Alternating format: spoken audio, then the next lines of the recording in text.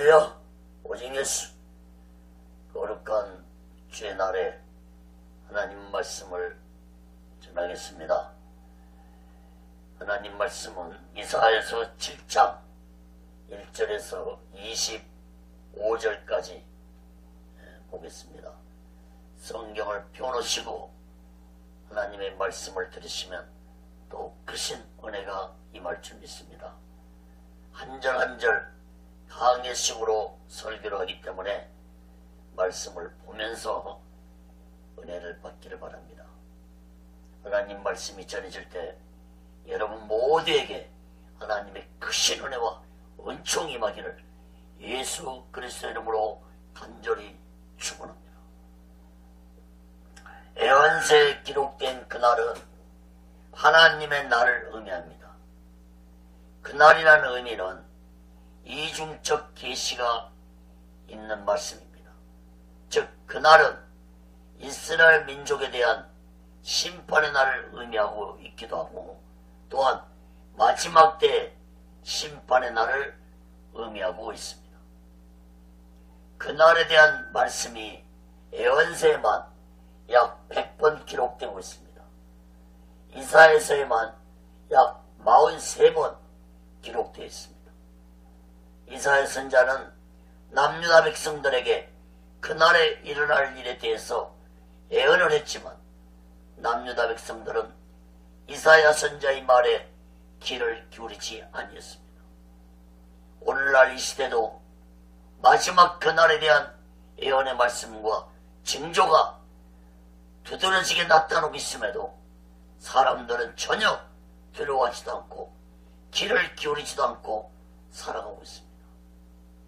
사랑하는 여러분, 오늘 이 말씀을 통해서 여러분들은 유다 백성들처럼 어리석고 무지한 자들이 되지 마시고 그날에 대한 말씀을 깨닫고 오직 예수 마음과 오직 예수 신앙으로 그날을 기다리며 준비하며 살아가는 지혜로운 자들 되시기를 예수 그리스도 이름으로 간절히 축원합니다. 첫 번째로 이사야 7장 1절에서 9절까지 보면은 그날의 북이스라엘 멸망에 대해서 말씀하고 있습니다. 우시야 왕 죽던 해에 사명을 이사야가 받았죠. 이사야는 선지자가 된 지 약 18년이 되었을 때 남유다와 아하스 때에 북이스라엘과 아랍 군대가 연합해서 남유다를 쳐들어왔습니다. 1절을 보시기 바랍니다. 우시아의 손자요 요담의 아들인 유다왕 아하스왕 때에 아람왕 드신과 느발리아의 아들 이스라엘왕 베가가 올라와서 예루살렘을 쳤으나 능히 이기지 못하니라. 여러분 당시에 역사적 상황을 잠깐 살펴본다면은 남유다왕 때에 즉 아하스 때에 북쪽의 아수르가 급속하게 세력이 확장되면서 중근동의 강력한 국가로 아수르가 부상했습니다. 아수르는 아람과 수리아, 북이스라엘까지 점령하면서 자신의 속국으로 만들어서 조공을 받았습니다. 주전 735년에 아람왕 느신과 북이스라엘 왕 베가가 에돔이나 블레셋 같은 근동의 왕들과 동맹을 맺어가지고 아수르에게 대항하면서 반란을 시도했습니다.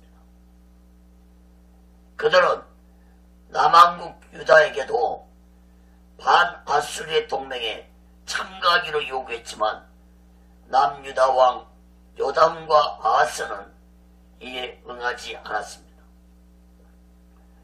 동맹 제의를 거절당한 아랍왕 느신과 이스라엘 왕 베가는 유다 왕 아하스에 대해서 크게 분노를 느끼고 남유다를 쳐들어왔습니다.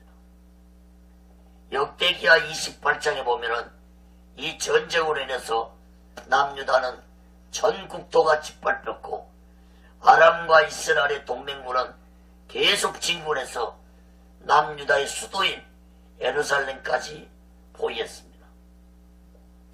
2절을 보세요.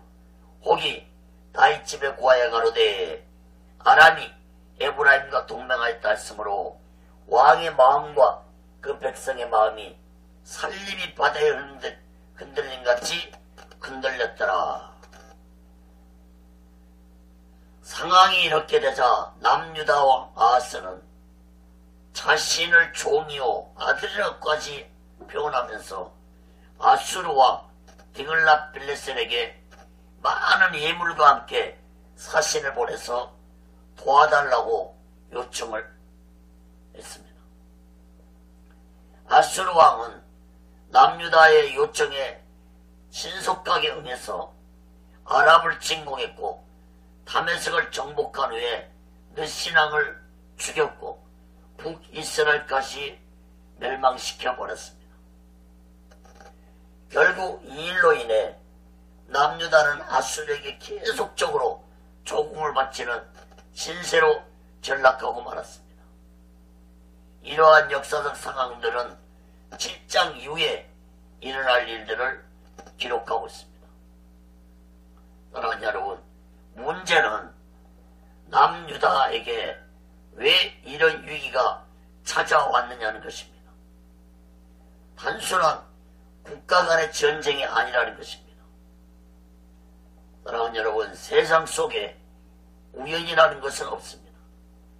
모든 사건 속에는 원인이 있습니다.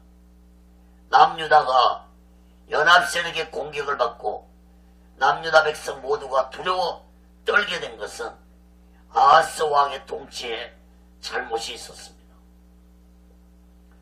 남유다 12대 왕이었던 아하스는 16년 동안 통치하면서 그의 아버지 여다만과 할아버지 우시아 왕과는 달리 하나님께 대한 신앙을 거의 갖지 않는 악한 왕으로서 이방의 온갖 우상을 숭배하고 복정을 일삼는 그런 악한 일을 행했습니다.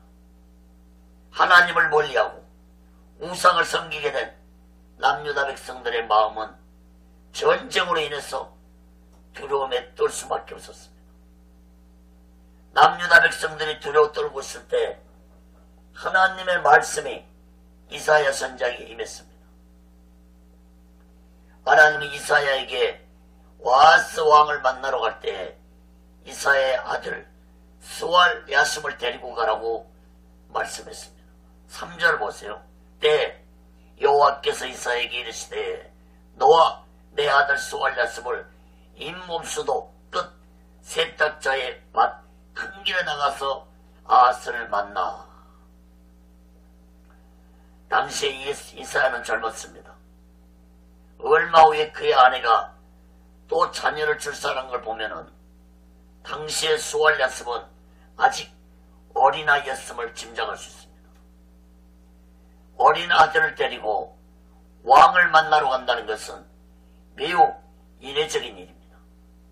하나님께서 왜 이렇게 특별한 지시를 했을까요? 여기에는 분명한 하나님의 뜻이 있었습니다. 이사야가 아들 스왈 야습과 함께 아하스 왕 앞에 나간 것은 하나의 상징적인 표적이었습니다. 하나님께서 그 일을 통해 아하스 왕과 남유다 백성들을 깨닫게 하고자 하신 목적이 있었습니다. 먼저 스왈 야습이라는 이름의 의미가 있습니다. 스왈 야습의 이름의 뜻은 남은 자는 돌아올 것이라는 뜻입니다. 이사야 선지자는 분명히 성령의 감동으로 하나님의 계시에 의해서 아들의 이름을 지었을 것입니다. 따라서 그 스왈 야습의 이름에는 하나님의 메시지가 있었습니다. 하나님께서는 그 이름을 통해서 남유다 백성들을 향한 하나님의 계획을 알려주고자 원하셨던 것입니다. 그렇다면 스왈라스, 즉 남은 자는 돌아올 것이라는 그 이름이 의미하는 내용이 무엇이겠습니까? 이 이름의 의미에는 경고와 함께 소망을 주는 메시지가 있었습니다. 남유다도 결국에는 하나님의 심판을 받을 것이지만은 완전히 멸망하지 않고 남은 자들이 하나님께 돌아와 구원을 받고 새로운 소망을 바라볼 것이라는 의미의 말씀이었습니다. 그 남은 자의 신앙을 깨닫게 하기 위해서 하나님은 이사야의 아들을 도구로 사용하셨던 것입니다.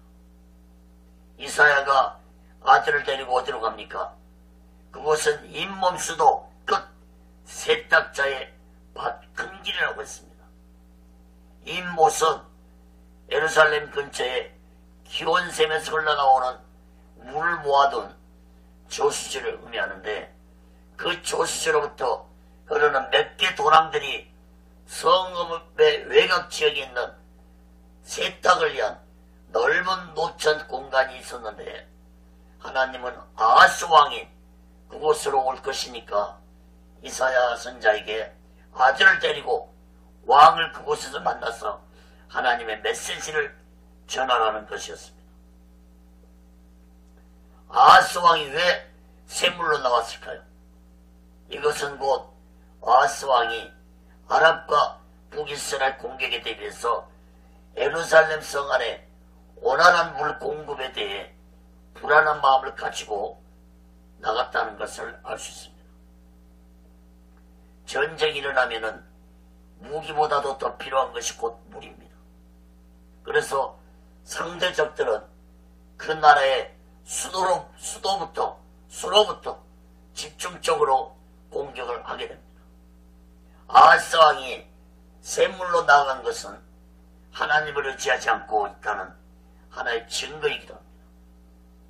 아하스 왕이 믿음이 있는 자라면 하나님의 성전에 나가서 기도부터 해야 했을 것입니다. 하나님은 불신앙을 가지고 있는 아하스 왕에게 이사야 선지자를 통해서 위로와 격려와 경고의 말씀을 해줬습니다. 4절 보세요. 그에게 이르기를 너는 삼가며 종용하라. 아람왕 느신과 느발리의 아들이 심히 노할지라도 연기나는 두 부직갱이 그루터기에 불과하니 두려워 말며 낙심치 말라. 하나님은 두려워 떨고 있는 아하스 왕에게 아람왕과 북이스라엘 왕을 연기나는 두 부직갱이에 비유했습니다. 연기나는 두 부직갱이는 아무짝에도 필요 없는 부직갱이에 불과합니다. 두려워 말고 낙심하지 말라고 그랬습니다. 너는 모든 것을 삼가고 조용히 하나님의 믿음을 가지라고 했습니다. 5절 보세요. 아람왕 에브라임과 느발리 아들이 악한 깨로 너를 대적하기를. 하나님은 두 왕의 깨를 악한 깨라고 했습니다. 아람왕 느신과 이스라엘 왕 베가는 둘 다 이전에 왕을 살해하고 왕위를 찬탈한 자들입니다. 악한 자들의 악한 깨로는 남유다를 멸망시킬 수 없다는 것입니다.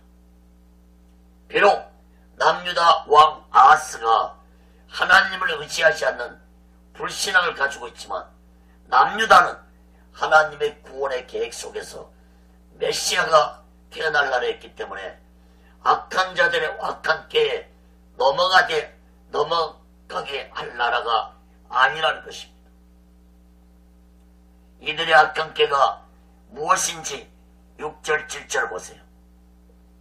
우리가 올라가 유다를 쳐서 그것을 고나게 하고 우리를 위하여 그것을 파하고 다무엘의 아들을 그 중에 세워 왕을 삼자 하였으나 주 여호와의 말씀에 이 도모가 서지 못하며 이루지 못하리라.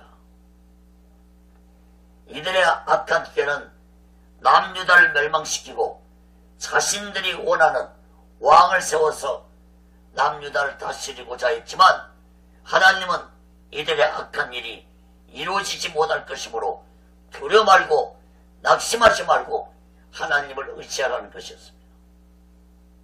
그러나 아하스왕은 하나님을 의지하지 않았습니다. 아하스왕은 이사야 선지자의 말에 귀를 기울이지 않았습니다. 8절 9절 봅니다. 대저 아람의 머리는 다메섹이요 다메섹의 머리는 느신이요 에브라의 머리는 사마리아요 사마리아의 머리는 느발리의 아들이라도 65년 내에 에브라임이 패하여 다시는 나라를 이루지 못하리라. 만일 너희가 믿지 아니하면 정령이 굳게 서지 못하리라 하셨다 할지니라. 아람의 머리와 북이스라엘 머리는 인간이지만 남유다의 머리는 하나님이시라는 의미의 말씀입니다.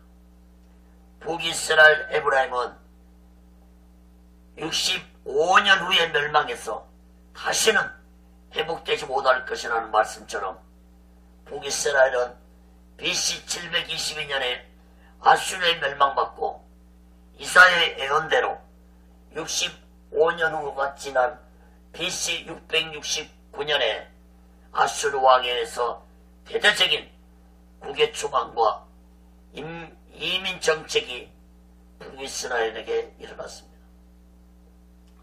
아수르 왕은 다시는 북이스라엘이 존재할 수 없도록 모든 백성들을 뿔뿔이 흩어지게 했고 사마리아 땅에는 북이스라엘 사마리아 땅에는 이방인들을 데려다가 살게 했습니다. 사랑하는 여러분, 세상 역사를 주관하고 계시는 하나님의 주권을 깨달아야 할 것입니다. 여러분, 하나님의 주권을 깨닫고 오직 예수 마음과 오직 예수 신앙으로 살아가는 지혜로운 자 되시기를 예수 그리스도 이름으로 간절히 축원합니다. 두 번째로 그날에 나타날 징조입니다.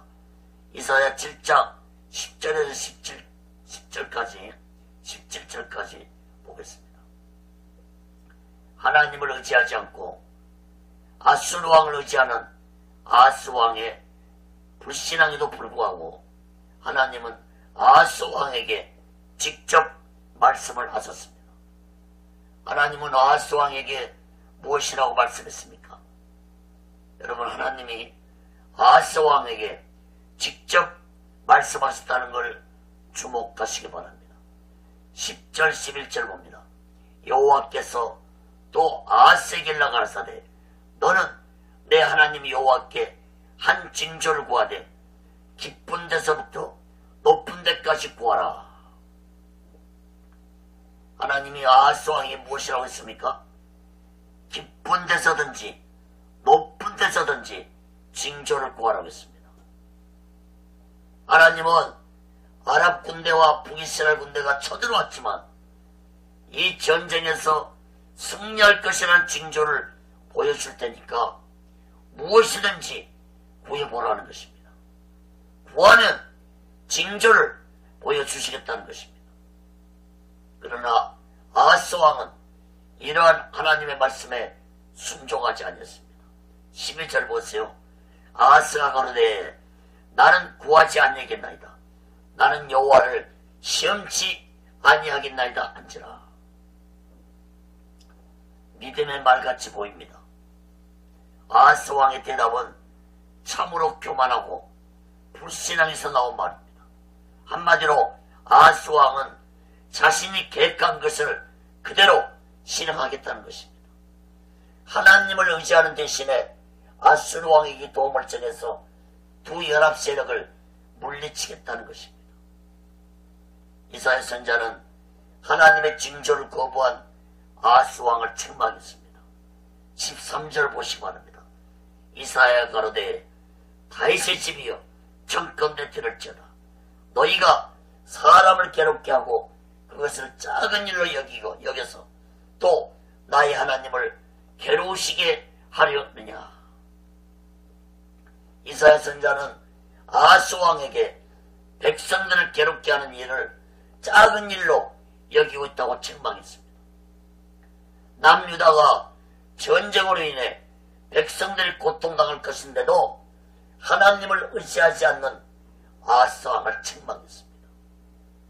백성들이 고통당할 건데 전쟁으로 인해서 그것을 아하스 왕은 작은 일로 여겼다고 했습니다. 또한 이것은 하나님을 괴롭게 하고 있다고 했습니다. 이사야 선자는 아하스 왕이 하나님을 괴롭게 하고 하나님의 징조를 거부하더라도 하나님은 징조를 보여주실 것이라고 말씀했습니다. 14절 보시기 바랍니다. 그러므로 주께서 친히 징조로 너에게 주실 것이라. 보라, 처녀가 잉태하여 아들을 낳을 것이요 그 이름을 임마누엘이라 하리라. 징조를 거부한 아하스 왕에게 놀라운 징조를 이사야 선자는 말씀했습니다. 보라, 처녀가 잉태하여 아들을 낳을 것이요 그 이름을 임마누엘이라 하리라. 사랑하는 여러분, 참으로 놀라운 징조가 아닐 수 없습니다.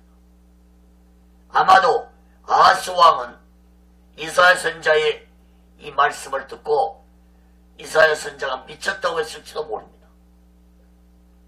어떻게 처녀가 아들을 낳는단 말인가? 그것이 지금 이 나라와 무슨 상관이 있고 나와 무슨 상관이 있단 말인가? 이렇게 생각했을지도 모릅니다. 사랑하는 여러분, 여러분들도 아마 그렇게 생각할 것입니다. 전쟁에 처해있는 남유다에 처녀가 잉태하여 아들을 낳고 그 이름을 임마누엘이라는 말씀이 무슨 징조가고 생각하는 자도 있을 것입니다. 그러나 남유다는 하나님의 구원의 역사를 이루어야 할 민족이었습니다. 남유다에서 메시아가 태어날 민족이었습니다. 남유다가 비록 바벨론에 멸망했지만 하나님은 다시 회복시켜서 예루살렘을 세우신 것은 이 땅에 메시아가 오시기 위함 때문이었습니다. 그러므로 지금 이사야 선자의 징조의 예언의 말씀은 남유다는 북이스라엘처럼 결코 역사 속으로 사라지지 아니할 것이라는 약속을 주시는 말씀이었습니다. 임마누엘이라는 뜻이 하나님이 함께 하신다는 의미처럼 남유다는 메시아가 태어날 나라이므로 하나님이 붙잡아 주시겠다는 약속의 말씀이었습니다. 15절을 보시기 바랍니다. 그가 악을 버리며 선을 택할 줄 알 때에 미쳐 버터와 꿀을 먹을 것이라. 메시아는 버터와 꿀을 먹는 인간과 똑같은 인성을 가지고 이 땅에 오실 것이라는 말씀. 16절도 보세요. 대저 이 아이가 악을 버리며 선을 택할 줄 알기 전에 너의 미워하는 두 왕의 땅이 패한바 되리라. 메시아가 오시기 전에 두 왕, 즉 아랍과 북이스라엘은 멸망할 것이라는 말씀입니다.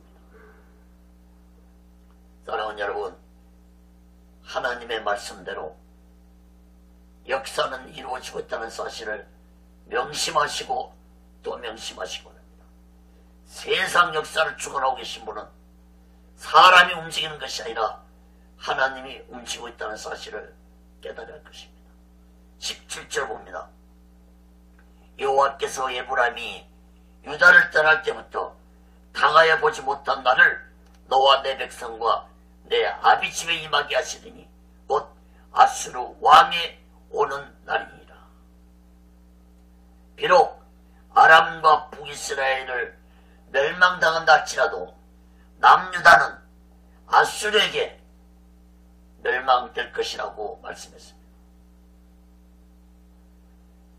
다시 말해서 아람과 북이스라엘이 멸망해서 아수르의 도움으로 멸망해서 두 나라가 사라진다 할지라도 남유다는 또 아수르에게 괴롭힘을 당하고 고난을 당할 것이라는 말씀. 그러므로 남유다는 아하스 왕으로 인해 나라가 심한 고난과 핍박을 당할지라도 남유다 백성들은 하나님이 함께 하시고 있다는 믿음을 버리지 말고 메시아의 신앙을 가지고 살아가는 백성들이 되라는 말씀입니다. 다음 주에 21절부터 남유다가 아수르에게 당하는 고난을 말씀하고 있습니다. 사랑하는 여러분, 우리는 약 700년 전에 징조로 예언한 이 말씀이 이루어진 걸 보고 살아가고 있습니다. 그럼에도 불구하고 많은 사람들은 이 예언이 분명하게 이루어졌음에도 불구하고 예수를 믿지 않고 살아가고 있습니다. 만약에 우리가 예수를 믿지 않고 살아간다면 또한 예수를 믿더라도 형식과 외식으로 믿는다면 유다 백성들보다도 더 어리석고 무지한 자들이라는 사실을 깨달아야 할 것입니다. 이사야 선지자의 말씀을 믿지 못한 남유다의 백성들은 하나님의 심판을 받을 수밖에 없었던 것처럼 오늘날도 예수를 믿지 아니한 자들은 하나님의 심판을 받을 수밖에 없다는 사실을 명심하고 오직 예수 마음과 오직 예수 신앙으로 살아가는 지혜로운 자들 되시기를 예수 그리스도의 이름으로 간절히 축원합니다. 말씀을 맺습니다. 이사야 선지자가 그날에 남유다에 이루어질 걸 예언했던 것처럼 마지막 그날에 대해서도 성경은 분명하게 예언하고 있습니다. 남유다에게 그날이 언제일지 모르지만은 분명하게 이루어졌던 것처럼 마지막 그날도 언제일지 모르지만은 그날은 반드시 임할 것입니다. 그날에 대한 말씀을 듣고 깨달은 이사야 선지자나 소수의 믿음의 사람들처럼 우리 또한 그날에 대한 예언의 말씀을 온전히 믿고 그날을 준비하며 그날을 기다리며 살아가는 지혜로운 자들 되시기를 간절히 바랍니다. 할 수만 있다면 이사야 선지자처럼 그날에 대해서 깨닫고 그날에 대해 많은 사람들에게 전파할 수 있는 자들이 되어야 할 것입니다. 로마서 10장 14절에 저희가 믿지 않은 일을 어찌 부르리요 듣지도 못한 일을 어찌 믿으리요 전파하는 자가 없이 어찌 들으리요. 여러분, 저들이 믿든지 아니 믿든지 우리는 그날에 대해 깨달은다면 우리는 전파해야 될 것입니다. 전파하는 자가 없이 어찌 듣겠습니까? 전하는 자들 되시기 바랍니다.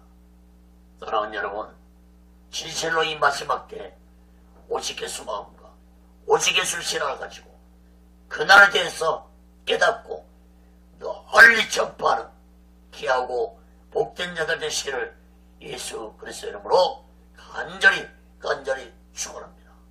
기도하겠습니다. 거룩하신 하나님 아버지, 이사야 선지자가 남유다 백성들에게 왕에게 그렇게 그날에 대해서 하나님의 말씀을 전했건만 저들은 믿지 않고 하나님을 의지하지 않았습니다. 오늘날 이러한 모습이 이 시대에도 나타나고 있습니다.